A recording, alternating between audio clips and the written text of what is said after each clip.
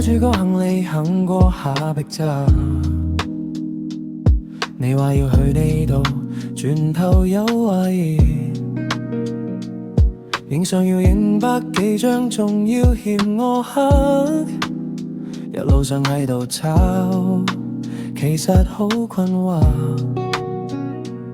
拉麵要排2小時，點解唔早啲講？每晚返酒店都要聽你講廢話，我越行越累，越想放空一下。幾時先至可以獨自去食個抹茶？你呢個超女伴搞到我好心酸，明明話好想放鬆，點知變咗妒忌。由東京到京都，抱怨都冇停過，到底幾時先可以分家？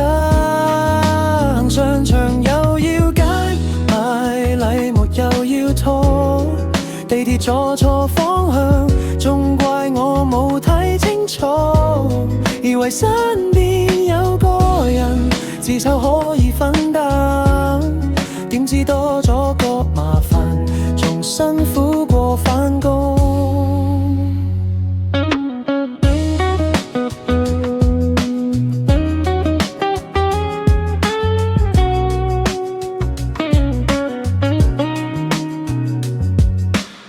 去到一寸三步，你話風太大，買咗2杯咖啡，你又話太苦要換，叫你幫我影張相，影到好似見鬼。下個行程去邊度，你完全冇打算。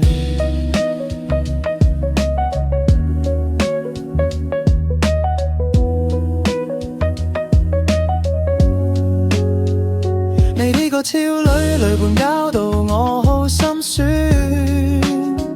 明明話好想放鬆，點知變咗妒忌。由東京到京都，抱怨都冇停過，到底幾時先可以分家？行商場又要揀，買禮物又要拖，地鐵坐錯方向，仲怪我冇睇清楚，以為身邊有個人自首可以分擔，點知多咗個麻煩，仲辛苦過返工。成個行程最後一天喺機場睇返機票聲明，原來從來冇你，只有我個人名稱。原來自言自語係我怕孤單嘅妄想。